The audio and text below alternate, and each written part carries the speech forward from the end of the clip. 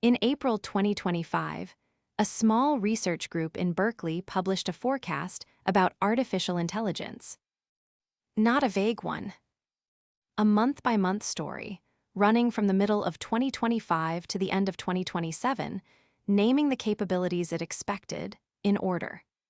AI agents doing real work in 2026, the automation of coding in early 2027, AI systems doing AI research by that summer, and before the calendar ran out, an intelligence explosion. The document was called AI 2027, and it ends twice. In one ending, humanity slows down, consolidates control, and just barely keeps its hands on the wheel. In the other, the race never pauses, the systems stop being honest with their builders, and the last chapter isn't about us at all. It would be easy to file that under science fiction, except for who wrote it and what's happened since. So here's this episode's job. What AI 2027 actually claims, why serious people didn't laugh, and, since we're now living in the middle of the years it forecast, how it's scoring so far. The short version: the calendar is slipping by the lead author's own public admission. The curve underneath it, so far, is not. Start with the authors, because the document's credibility was always a story about track records. The lead writer, Daniel Kokotajlo, used to work on OpenAI's governance team. He left in 2024 and made headlines for why. He refused to sign the non-disparagement agreement departing employees were expected to accept, publicly putting his vested equity at risk rather than give up the right to criticize his former employer.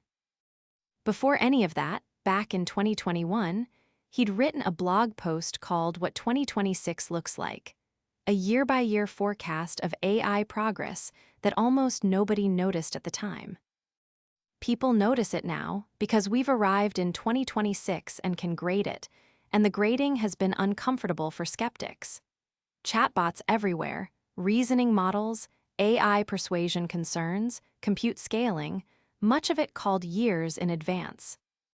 His co-authors included Eli Lifland, one of the top-ranked competitive forecasters in the world, and the essayist Scott Alexander, who rewrote the scenario's prose to make it readable.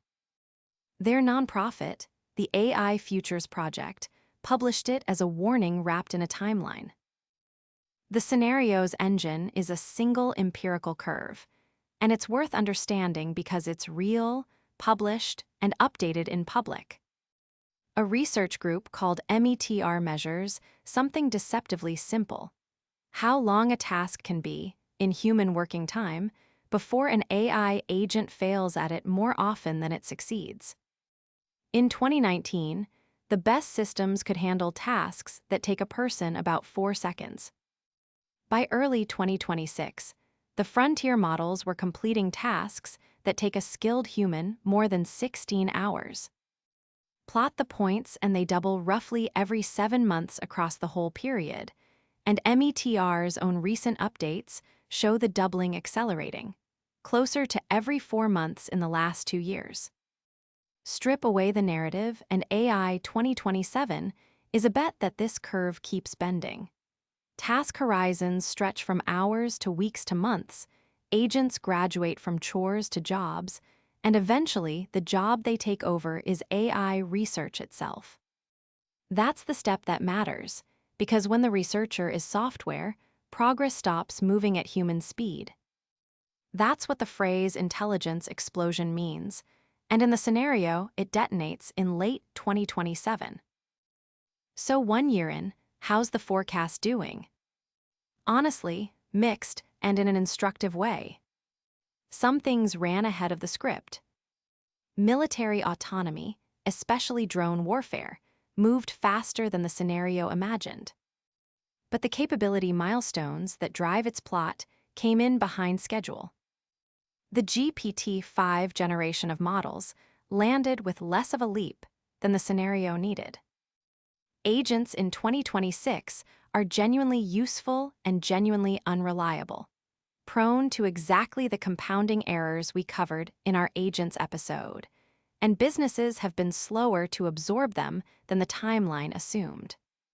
And here's the part I find most respectable. The lead author said so himself.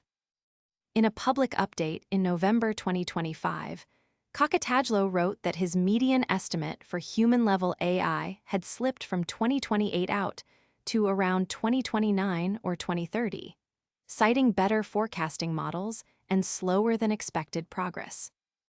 The scariest forecast in AI moved its own goalposts back, in writing, when the evidence told it to.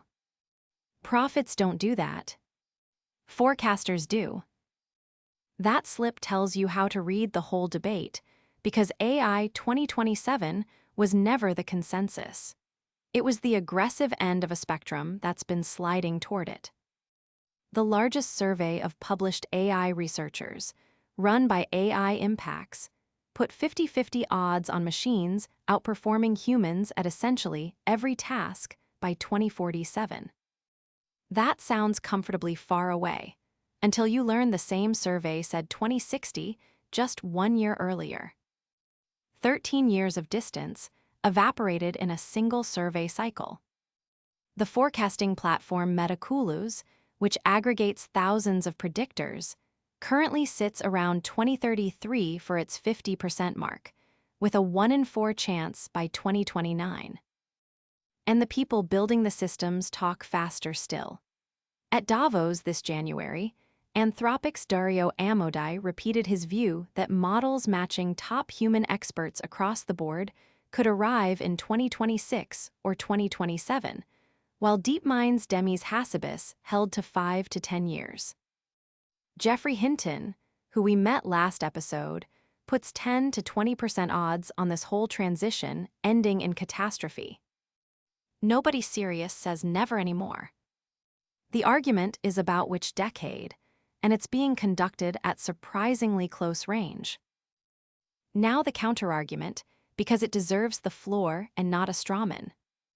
The Princeton computer scientists Arvind Narayanan and Sayash Kapoor wrote the standing rebuttal, an essay called AI as Normal Technology.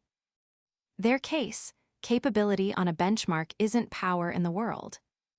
Electricity was transformative, and it still took decades to diffuse through factories, laws, habits, and institutions.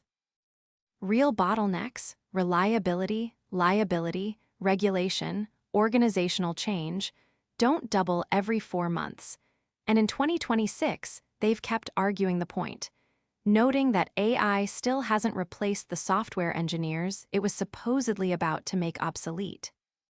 On their reading, the METR curve can be perfectly real, and the world of 2030 can still look mostly like the world of today, with AI as a powerful, absorbable tool. The fast camp's reply is that exponentials always look absorbable until the step where they aren't. Both camps are staffed by smart, honest people. They cannot both be right about the next 5 years. Which is why I tell you to ignore the dates and watch the slope. 3 things settle this argument, and none of them is an opinion. Watch whether METR's curve holds when tasks stretch from hours to weeks. Every doubling it survives makes the normal technology view harder to hold. Watch whether agents cross from supervised help to unsupervised jobs, because that's the scenario's 2026 milestone, and it's due now. And watch for credible reports of AI meaningfully accelerating AI research itself, because that's the tripwire the whole explosion argument runs through. AI 2027 may well join the long shelf of confident futures that didn't arrive. Its own author now expects the headline year to miss. But it did something forecasts almost never do. It made itself falsifiable, month by month, in public, and dared reality to disagree. Reality is answering slowly, quarter by quarter, benchmark by benchmark. And whichever way it answers, we'll be watching it happen from the inside, in what might be the last stretch of history where the forecast and the forecasters are still entirely human.